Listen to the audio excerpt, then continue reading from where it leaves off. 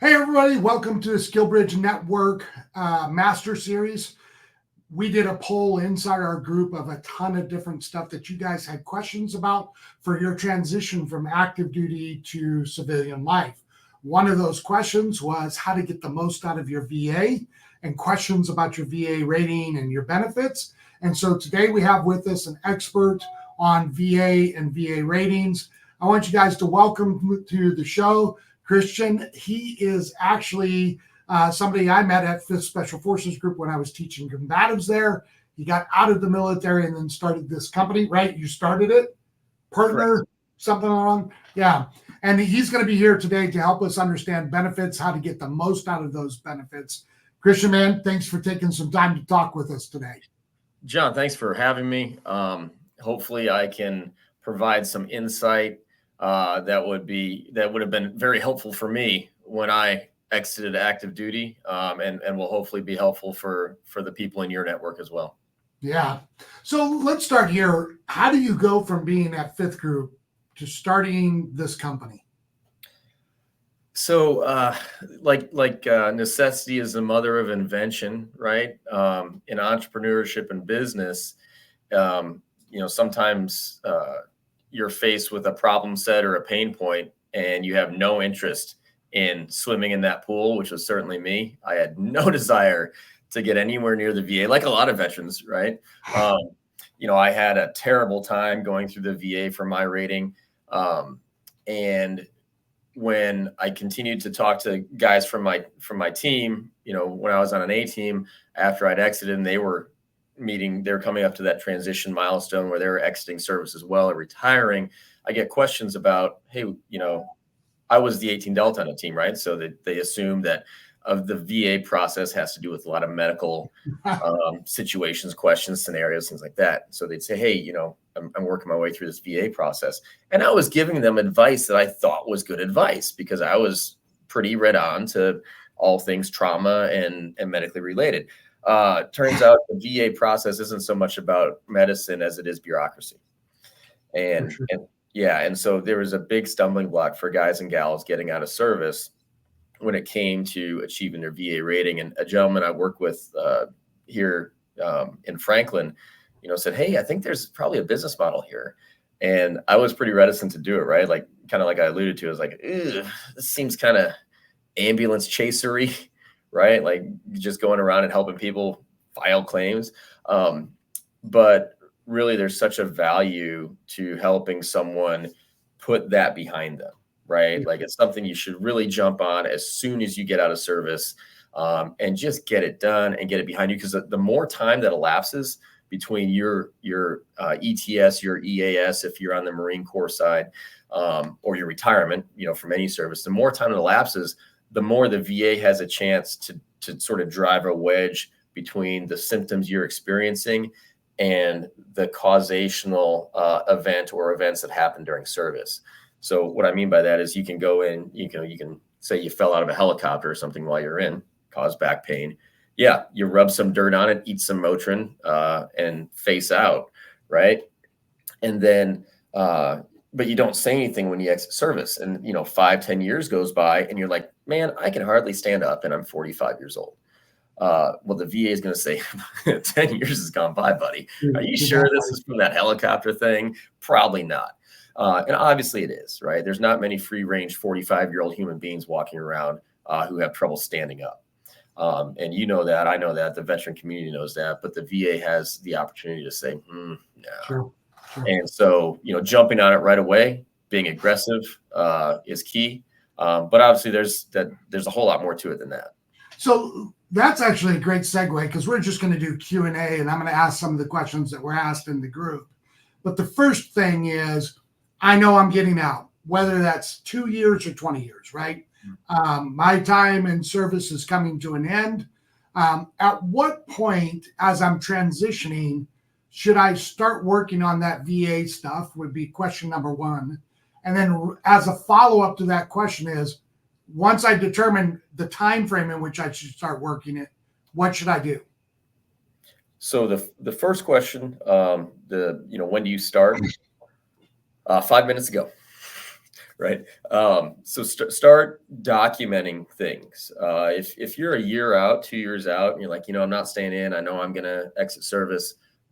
My knees have been getting a little more painful when I go on a run, or, I got this nagging pain in my shoulder. I don't say anything about it. Go get it checked out. Just get it documented by, even a 68 whiskey, writing it on a napkin, right? That's medical evidence because they're a healthcare provider.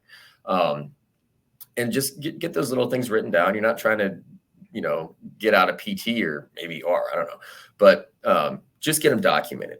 In terms of starting a sanctioned process, they have what's called the BDD program, Bravo Delta Delta, Benefits Delivery at Discharge. And that kicks in when you're within 180 days of exiting service. And the window is from 180 to 90 days from exiting service. You can still push it, if you're 60 days from exiting service, but the idea behind it is they want you to be able to leave service with your rating day one. And if you're closer than 90 days to exiting service, it's just really compressing the timeline they have to process things. So ideally, you get all your, ducks in a row. There's a form, a self-assessment alpha, self-assessment form A. It's a few pages long. You put your name and your demographic information, their social and birthday and stuff like that. And then you go down this list and check off everything that hurts, basically. And you can write a little blurb like, fell out of a helicopter. That's where my back hurts, that sort of thing. And they'll take that and they'll look. And then when they call you in for your BDD exams, you'll get to address everything on that form. And that's really helpful in building the case. Even if you don't get everything awarded that you have listed as a complaint there, it still goes in a record saying that you complained about it. And so, if maybe that knee pain isn't so bad, but you have it once in a while and they do x-rays, they're like, there's nothing really wrong with your knees. And then 2 years later, you're having double knee replacement surgery. Well, then it's a lot easier to tie that back to service. Sure. And so, that's sort of the like I said, sanctioned timeline that you want to start getting these ducks in a row to, before you exit service. If you've already exited service, just get on it, right? And one of the things that, one of the techniques there is when you're still in service, you're surrounded with all your squad mates or the guys and gals in your platoon or whatever. And those witness statements. So you fell out of a helicopter, you didn't go to medical, you just rubbed dirt on it and walked it off. Well, there's probably someone that saw it happen. And so they can write a statement. You can, tuck that away in your file folder. So when the VA says, I don't think you ever fell out of a helicopter, John, you can say, well, here's a captain who wrote a witness statement saying I did, or something like that. Yeah. So in the context of the benefits kind of strategy, right? So roughly 6 months to a year out, start documenting, make sure that everything that's supposed to be on there is on there. For SF guys, they never go to sick call. The Delta just hooks them up, right? So, and it's probably the same in the SEAL community and the recon community and the, whatever, the PJs in the Air Force. They probably have their own version of a Delta. So we want to document that inside service. So as I'm preparing to transition, what are some of the key mistakes that you see people making that if you could, throw out free advice to them to help prevent those kind of catastrophic mistakes? What are they making mistake-wise because they just don't know any better? Two things: downplaying your own injuries, right? So the time to downplay them is past. You're exiting service. So you did your job for king and country and you stayed on the field and you sucked it up, as we say, internally here. But that's over now. And so now you start to look ahead. And what we don't do a lot of times as service members when we're active, we're just looking, next deployment or next training iteration, right? It's a very, short-term, 10-meter target type of thing. Well, as soon as you're about to transition out of service, you really need to start looking, 5-10-year plan. Understand that what hurts little now is going to hurt a whole lot more in 5 or 10 years. And so when you're going through that transition process, if it hurts a little now, go ahead and say something about it. Right.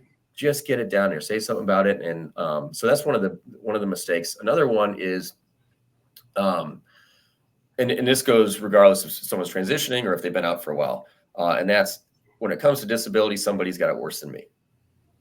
Of course they do.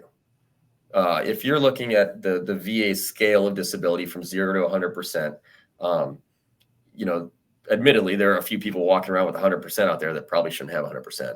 But there are a whole lot more, 5.2 million veterans right now who are unrated or underrated, right? But a lot of folks will say, well, that guy with the W amputee, the dude that lost 2 legs on deployment, that guy deserves it more than I do. Well, he probably deserves 200%, right? It doesn't diminish what you deserve as an accurate rating. And let's sort of put the VA rating process in some brackets here.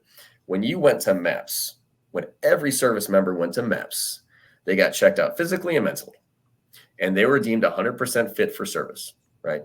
And when we exit service, it's like taking a piece of equipment back to supply, back to CIF.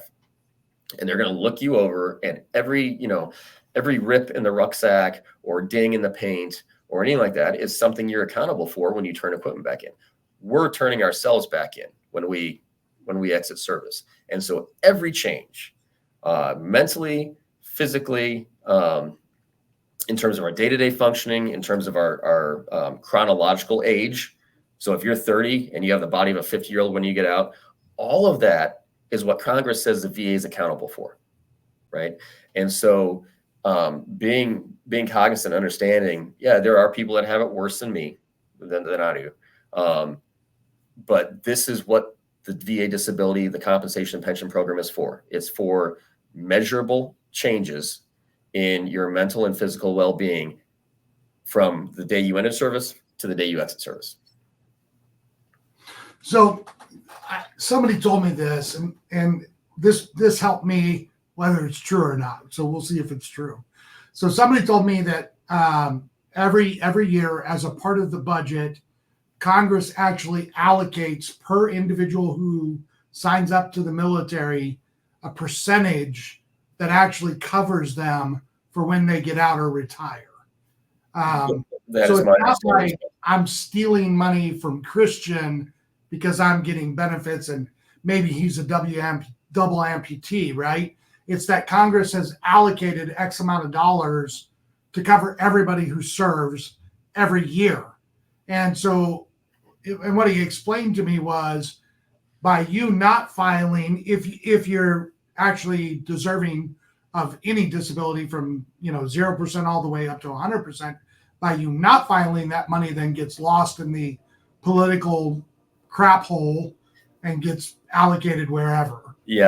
Congress, congressional representatives love to reallocate funding at the end of the year, right? That's how they get their little pet programs covered. Is that true though? Is that how they did it? That was my understanding, and still is, right? So when they matriculate new service members through MEPS, Congressional Budget Office says, hey, these folks are going to cost this much, in 5 years or 10 years, whatever the average tenure is for a service member. And they budget for that appropriately. The VA funding next year is almost $500 billion. So, most heavily funded healthcare entity on earth. And so the taxpayers are doing their part to support the veteran community. The disconnect is with the VA, making it almost, it seems deliberately, difficult for people to get through the comp and pension program process. And that's where we step in, should people want to avail themselves of our services. Yeah. So I just want you guys all to hear this. You're not taking money from anybody else, whether they deserve it more than you or not. That money has specifically been set aside for you to claim your benefits. So absolutely correct. All right. So there are some things out there that as a community, we just never hear of, whether that's the bureaucracy or just that VA is inept or that we don't percolate information and let everybody else know. So what are some common things that you see through what you're doing that you wish more veterans knew about or you wish you knew about? A couple things. The VA raters who evaluate and adjudicate the claim submissions. They're human.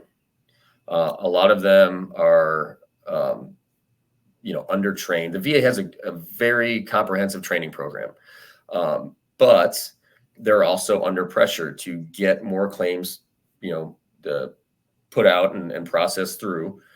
They hired like another 2,000 raters or something last year. They had to pull a lot of their tenured raters offline to train these people. And then they have to throw them all into the mix. And so right now, the VA's latest IG report is that 25% of veterans who submit claims will have an error made.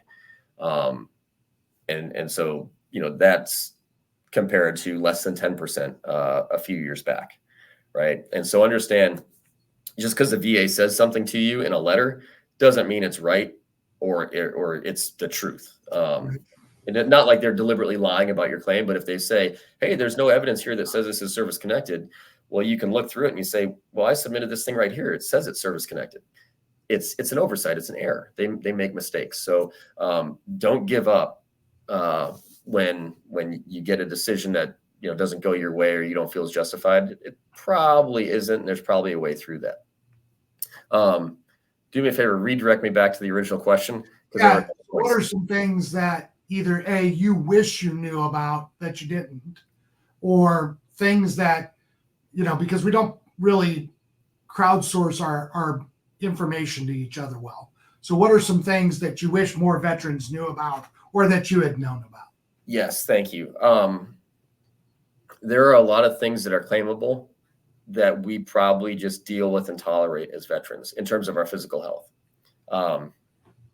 A couple examples of this, teeth grinding, right? I don't remember how many times I went to an annual dental and the guy the practitioner was like, hey, do you want a night guard? Like, what does that do? Why do I want that? Well, it looks like you teeth grind. I don't care, I guess, whatever. Well, teeth grinding can result in a 30% rating by itself, right? Not many people know that. And they'll just deal with it. They wake up with a headache, their head's tight and clenching their teeth all night. It can be a PTSD thing. It can be, there's a variety of things that can cause it, but that's a thing. Another thing, and I'll say it on this public forum, but for folks in the combat arms field, even engineers will experience this a lot, is PUD, which is post-urination dribble, or PMD, post-micturition. Anyways, it's basically when you're using the facilities, right? And you'll zip up and there's a couple of drops of urine in your pants. This is something that a lot of us deal with. And we're like, oh, I guess that happens when you're over 30. It's not supposed to happen at all. It might be a little more common when you're 70 and you start to become incontinent or something, or 80. But what they found is that if you've been exposed to sustained shearing forces from blasts, it will permanently weaken the bladder sphincter muscle. And so younger people will wind up with this condition. And that in itself can be up to a 40% rating. Wow. Yeah, it's a big deal. I mean, you can't wear khaki pants if you're going, from meeting to meeting or boardroom to boardroom. You're stuffing paper towel down there and things like that, just because you went to the bathroom before you took the meeting. And so it is an interruption to activities of daily living and the ability to conduct business and make money. And so it's a recognized rating, but I didn't know that. And I was an 18 Delta, right? So there are a whole lot of things out there that we're probably living with as veterans that are claimable and are rateable. And unfortunately, it's just, it's ignorance that's, one of the most damning things in this case. Yeah. Interesting. So we've got this large group, 65, 70,000 people transitioning, and this always comes up. There's tons of VA benefits that you get once you're disabled, whether that's 0% to 100%. And then I've started finding out that there's even, just as an example, for me, I fell out of a helicopter, so I had bad back. Now, if I had to get back surgery, there's actually this, temporary 100% or something like that. And then there's combat related money that comes on top of 100% PNT. Talk about those categories. Like, how does that stuff work? Where do people find out information about kind of all those intricacies inside this process? Yeah. So to your first question, if you're having a procedure, surgery for something that is service related, right? It's something you're rated for and you're not at 100% already. A lot of times you can apply for it. Sometimes it's automatically given, but there will be a temporary, like a 6-month, 100% rating, right? And the understanding is when you recover from this procedure or when some trigger event is satisfied or met or occurs, it rescinds back to your original rating. Okay. And now if the recovery doesn't go as planned, you can put it in the claim to have it sustained at a higher percentage, but that's the temporary. If you have a VA rating that's less than 100%, but it renders you unable to work, you can apply for TDIU. So temporary disability individual, not temporary. Total disability individual unemployability. And so that will pay you at 100% rate, even though you may only be rated 80% on the VA rating scale. And additionally, there's the SMC schedule, special monthly compensation. And so if you have, probably the most common application for this is erectile dysfunction. So if you're diagnosed with ED and there's a service connection or an opportunity for a service connection like PTSD, it's, I think, $160 a month additional on top of your VA pay. Obviously, with different tiers of VA rating from 10 to 30 to 70 to 100 and so on, there are different benefits that become available to you, and especially state by state. But there's educational benefits. There's the VOC rehab, which is now named something else that I'm drawing a blank on. But essentially the ability to, regardless of your GI Bill qualification, achieve some retraining in a new career field because your disabilities have left you unable to succeed and flourish in your previous career field. And then, like I said, state by state, there are different benefits too. Like in a lot of states, when you hit 100%, you don't have to pay state income tax. Property tax can be waived. We worked with one gentleman, and he was really excited because he got his 100%, and now he can drive on any beach in Florida. That's something Florida says. If you're a disabled veteran, you're 100%, you can drive your vehicle on any beach, whether it allows vehicles or not, and just, park it and get some sun. So, and then, like you said, there's CRSC, so combat related special compensation. And so that is the qualifier that the injuries that caused your VA rating were combat related. And that can mean they happen in combat or they happen in garrison while you're training for combat. And so it's not as difficult as you might think for the CRSC qualification. And where that comes into play is if you are retired and you have a VA rating, normally it's one or the other type of thing. Like, one will diminish the other unless you have the CRSC qualification. And so that's important. Also, in some states, if you have the CRSC qualification, your VA disability monies are not looked at for divorce settlements.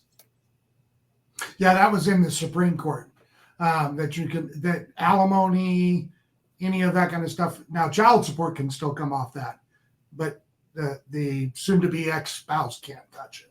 Right. So, yeah. Now, there is inside the VA structure, like divisions, 1 to 30%, 30, I think it's to what, 50%, and then over 70%. Is that true? There seems to be, because I know at 50% is where you get covered for all your medical.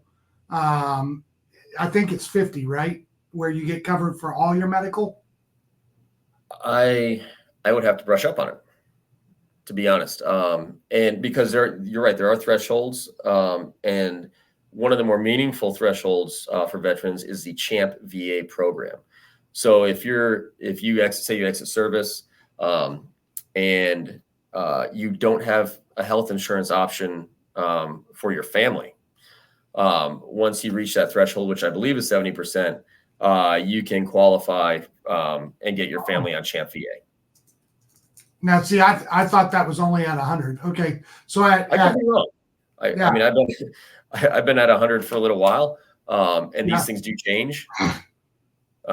So you could absolutely be correct, and I apologize to the audience for that. I'm focused on achieving the most appropriate VA rating for folks, and a lot of the follow-on benefits are follow-on and not really my day-to-day. Yeah, actually, that's great that you brought that, because I don't know if I'm right. That's just what I thought, right? So you would probably know better than I would. Where is somewhere centralized? So somebody, I mean, obviously they'll see this video and then they can reach out to you, but is there like a centralized, recognized source where people can go for questions? Because the VA is like navigating a maze. Right. I've talked to multiple VSOs who all tell me different stuff. So is there like a hub where people can get information, or? And the internet, can lead you astray just as often as it can lead you to gold, right? The VSO is supposed to be that source in every county in America. Unfortunately, I think you've probably seen a statistic, like it's one VSO for every 7,000 people. And we get a lot of folks who matriculate in our realm, our field of services, who are just frustrated to no end with the VSO. I called this guy 8 times. He never calls me back. He just told me to fill out this form and send it. I don't know what I'm doing. And some VSOs are good, some are bad, right? It's law of probabilities. There's, statistically speaking, there's going to be a turd in every punch bowl sooner or later. But what they're supposed to be, versus what they are is vastly different. And a lot of these folks doing their best, they're just overworked. I mean, it's a lot. Yeah. Like you look at some of the larger, higher volume, claims consulting organizations, they're not handling 7,000 people. Right. Like to ask a VSO who is not getting paid a ton of money and, doesn't have a lot of bandwidth or a whole army of people behind them working in the background to make things happen, asking them to handle 7,000 people is a bridge too far. I don't question why the system isn't working. I just question how it got to this point. Right. Yeah. Well, we know how it got to this point. It's just federal government. Cool. So, all right, let's transition a little bit. What are some ratings or some injury stuff that you commonly see that most people don't even think about? But when you review their records, you're like, why haven't you thought of like claiming this, whatever this is? Yeah. So in terms of the ratings breakdown, like 38% of ratings awarded are musculoskeletal. Makes sense, right? And then I believe the next, like 12% is the next highest, and that's neurological. And so we're getting into, sciatica, radiculopathy, migraines, that sort of thing. And then auditory, and then mental health. So a lot of times, believe it or not, people will kind of poo-poo the mental health thing. Yeah. You and I both know you could probably make a case for a light, a lower PTSD rating, like a 10 or a 30%, off of things that happen in certain schools. Let alone if you went to combat. But a lot of people just, I deal with it. Well, just because you deal with it doesn't mean it's not there, man. Like, you get shot in the leg, you walk with a limp, you deal with it, doesn't mean you didn't get shot in the leg. And so people overlook that. the neurological claims, again, like my feet, I get some numbness and tingling in my feet, my hands right on my pinky and my ring finger, that's an ulnar nerve thing. People say, yeah, these go numb. Actually, this is numb right now. But people overlook it and just deal with it. But that's a rating. And a lot of times, if you have a lower back issue already that's documented, or you have a C-spine, a neck issue already that's documented, it's very reasonable for you to start having manifestations of this in your arms or your legs. And those are additional ratings by themselves. So people overlook that. People overlook, I get headaches. People overlook, my headaches. Sleep apnea is kind of a popular hot button thing. And the rating, it looks like they're going to change some of the rating criteria for that next spring, I think. But there are a lot of folks out there who are very aware of their sleep apnea. And then there are a lot of folks who wake up feeling like garbage every morning and they don't know why. And they're like, oh, it's because I'm 38 now. Well, what it probably is, they're probably going through apneic periods of breathing while they're sleeping. One of the things that's often overlooked, and it's very common with people with PTSD or sleep apnea, is what's called nocturia. And that's getting up to go pee at night. Noct for nocturnal, uria for urine. If you get up one or more times at night, that's a rating. You're not supposed to get up at night to pee. That's human biology. You're supposed to be able to hold it while you sleep. Otherwise, humans would never get a good night's sleep if you peed as often as you do during the day, doing regular things, right? You wouldn't have. And so, there's something wrong. People are like, yeah, I get up like 3 times a night. It's like, that's a 20% rating right there. And it's caused by the hyperactivity in the pituitary gland that occurs during sleep apnea, during an apneic period where your body is like, I can't breathe, I'm drowning. Maybe you're having a dream about drowning. Maybe you don't even have dreams about it anymore. You just wake up taking panic breaths or something like that, and then you go back to sleep without even fully waking up. But what happens is your pituitary dumps hormone, which is sort of an adrenaline response, and your body's like, all right, I got to get rid of everything, like you would like during a firefight. All of a sudden you got to take a leak right away because your body's like, I got to get ready to go. Well, that's why you wake up in the middle of the night, got to go pee. You're like, why am I peeing 3 times a night? That's it. And it's nocturia, super overlooked. People just live with it. It's a claim on its own, and no one's going to suggest it to you. Yeah, and I noticed that, that in doing what I do with the skill bridge, because we have a VSO come in every class and brief them, and you don't hear about all of the things that are actually going on. And because I know at least in our community coming out of the SF world, you don't really talk about any of it, like at all. Yeah.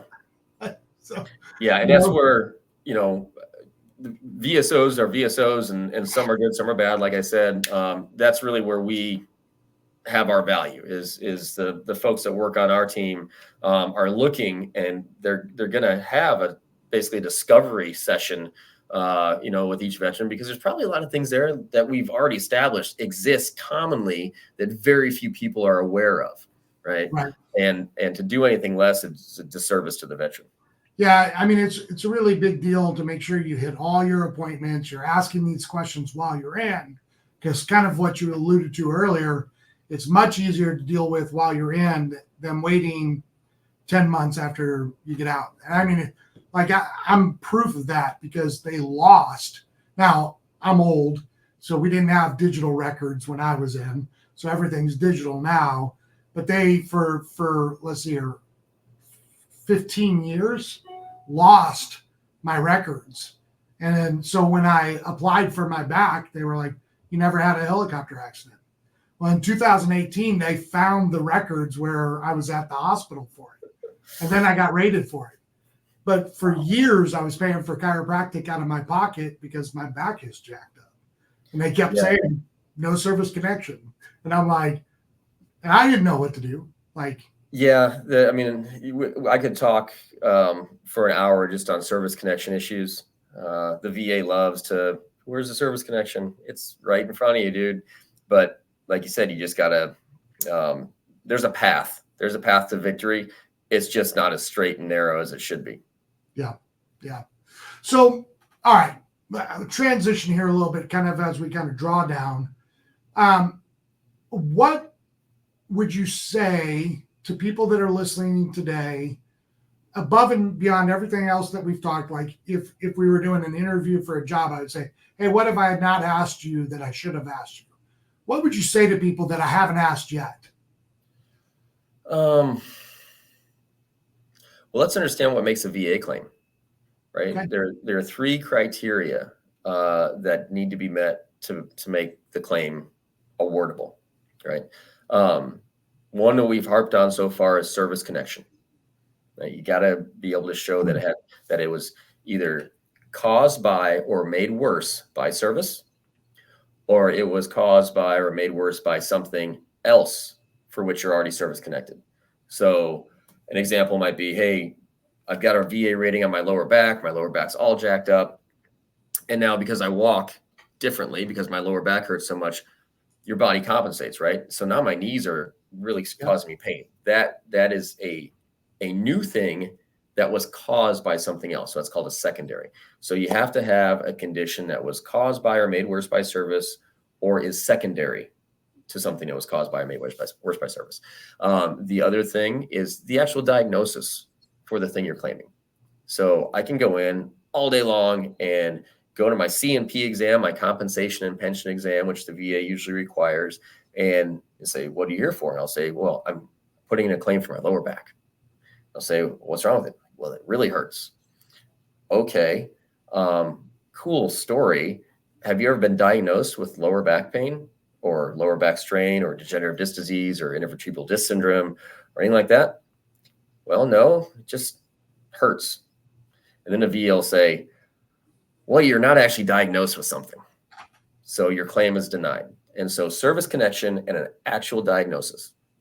And then the third thing is to correctly articulate the severity of the thing that you're claiming.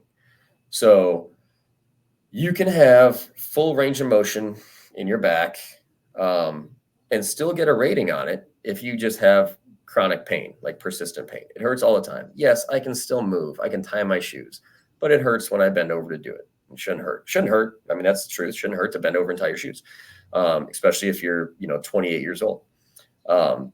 But then we also get into correctly articulating those things. So if I have migraines and say these migraines knock me on my butt twice a week, I have to take off of work. I have to go home and sit in the dark or lay down in a recliner with an ice pack on my head, and I'm out for like 4 hours. Well, I write down, hey, I get migraines twice a week, and I have to lay down until I feel better. Well, the VA has some specific verbiage called prostrating attack. And so you can conceivably get that rater who will look at it and say, you got to lay down. Okay. And if you use the correct, again, verbiage, and you say, I have prostrating migraine attacks twice a week, he says, oh, okay, well, that's a 30% rating. And it is, right? But what we come to a lot is the veteran incorrectly describing how the claim inhibits their activities of daily living. So the third piece, service connection diagnosis, severity. The VA is supposed to rate you on your worst day. Unfortunately, if you're having your worst day for your back or your knees or your neck, you're not going to drive to your VA appointment. You're going to call them and say, I feel like trash. Can I reschedule this? And they'll probably say, okay, you can reschedule it. Really, what they'd want to say if the veteran's best interest was at heart would be, man, just do your best to get in here. This is when we need to see you because this is your worst day, right? You'd be able to articulate how severely your claim affects you during a flare-up. There's specific questions on a disability benefit questionnaire form that says, how is this, veteran's shoulders during a flare-up? Because again, they're supposed to rate you on your worst day. Right. Remember, Congress made a House resolution, I think in the late 90s, said the VA process the disability process is not supposed to be formalistic or legalistic, right? And it seems like it's the exact opposite. Yeah. And so we can't change it. I mean, it's against the law or against Congress's intentions for the VA to have it be a formalistic or legalistic process. but we can't change that from our chair. So all we can do is consult with the veterans, make sure they go into it eyes wide open, school them up on what makes a claim, the three things, make sure that things are dialed in correctly in terms of the verbiage, the vernacular, how they're going to describe their worst day and things like that. And also, coach them through some of that mental process that it takes. You got to gear yourself up for these CMP exams. If you're going to do a PTSD exam or evaluation, like, you got to show the psychiatrist to whom you're speaking that this affects you. Don't bottle it up. Be ready to have sort of a cathartic experience and dump your purse out and be like, look, I saw this happen when I was on deployment. It affects me. I'm, different than I was, and it bothers me now. And again, just understanding it's okay to be vulnerable during, your musculoskeletal exam or your mental health exam. That's good, man. That's good. So I just popped your website up. If people have more questions, what's the best way for them to get a hold of you? Give me that jazz. Yeah, so there's a lead form on the website. I think it's like 5 frames, like name and active duty, veteran, National Guard, or whatever. Like, just some demographic questions. They can put their phone number and email in there, and someone here will contact them, usually pretty quickly. A lot of times within the hour, but most always same day. They can get the lay of the land and figure out, if this is a good fit for them, if it's something they want to do, and then we engage with them from there. We have obviously case managers that they work with directly. How we do things a little different than some other folks is we make sure they work with one case manager the whole time. So they're with that person start to finish all the way through their VA process.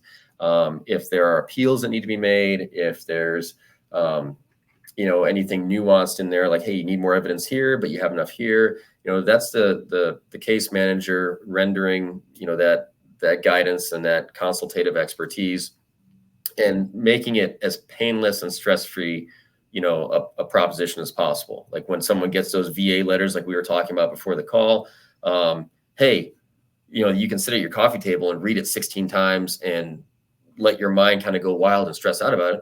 Or you can call your case manager and be like, hey, what does this mean? And so it's sort of that peace of mind, that guidance through the process. And, if they want to engage with us, we do just about everything over the web. We have a proprietary site that's all HIPAA compliant. So people can kind of compartmentalize, their evidence or their buddy statements or personal statements, whatever they want, in that dashboard to which they have access, case manager has access. And then, like I mentioned, the other value prop here is sort of allowing them the insight into some of the VA exams. So when you go in for your exam, what do you expect? Because there are some bad exams, and the VA actually has a hotline if you have a bad CMP exam to call. The problem is no one knows if they had a bad one, right? Like, you're like, hey, the guy was super friendly and he did all my exams, all 8 of them, in 15 minutes. Well, I guarantee he's still filling out all the boxes he's supposed to check. If he didn't ask you the question, he's just making up an answer. And it's a roll of the dice if that's going to help you or hurt you. Right. And you can't call back after you get your rating 3 months later and say, oh, my exam only took 10 minutes. Well, obviously that's a bogus exam, but you can't call foul after the game's over, and so being able to talk to your case manager and say, I was only in there for like 12 minutes and they didn't even ask me to like move my knee or anything like that.